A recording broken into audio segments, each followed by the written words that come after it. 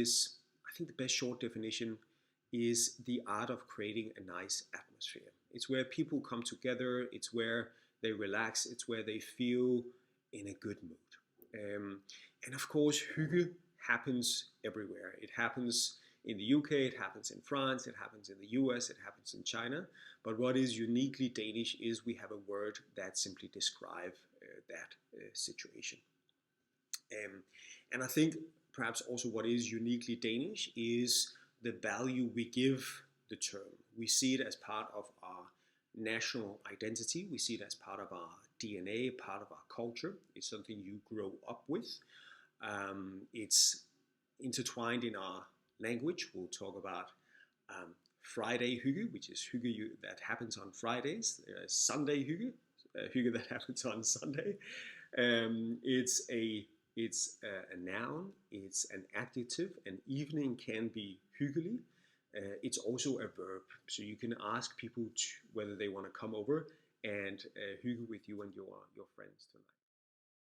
So I want to talk to you a little bit about a very key difference in the Danish school system. It's something they talk about at the beginning of school. Principals often come out and talk to parents about the difference between self-confidence and self-esteem. So in Denmark, these are very different concepts. In America and perhaps in England, these are considered almost the same. I never considered them different, but there it's extremely different. And principals will come out and they will tell you that self-confidence is considered the things that you can do, the things you're good at, your grades, your awards, your trophies, how popular you are. It's all things that people can see on the outside. So it's the foliage of the tree. Often teachers will draw a tree to show you the difference between self-confidence and self-esteem. And the first thing I'm saying to them is, this year, you need to love that child. That's absolutely crucial. So that child needs to feel that they are safe with you, that they belong here, that everything is okay and you're going to take care of them.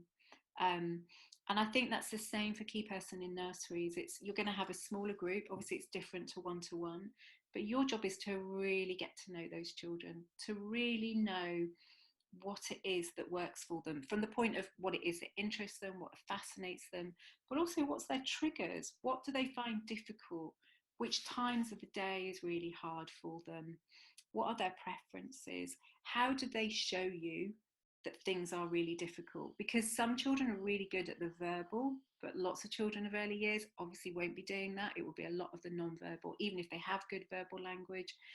When they're at those distressed moments, then they're more likely to express itself in that non-verbal.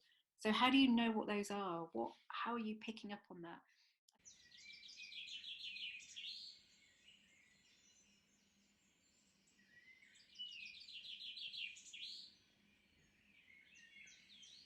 Is maximize our use of tone. So if you're surprised, sound really surprised. If you're excited, sound very, very excited. And if you're a little bit sad, then sound sad. And the point about tone is that even where we don't understand the individual words, we will pick up on tone. And that will help us find the meaning in what somebody's saying.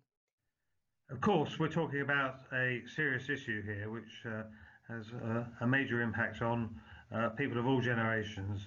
But it's critical that it's also about having fun as well. And as this picture demonstrates, both Pauline, the older person, and the young man, obviously having a great time.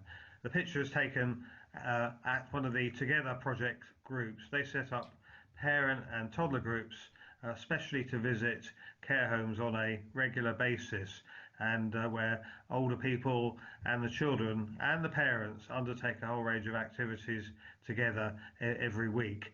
As you can see, it's good fun here, but it's also great benefits, not just for the children and for the older people, but also for the parents who are able to mix with each other and with the others, and also for the staff involved at the care home. What can you hear? What can you feel? See yourself completely peaceful, content and happy and safe.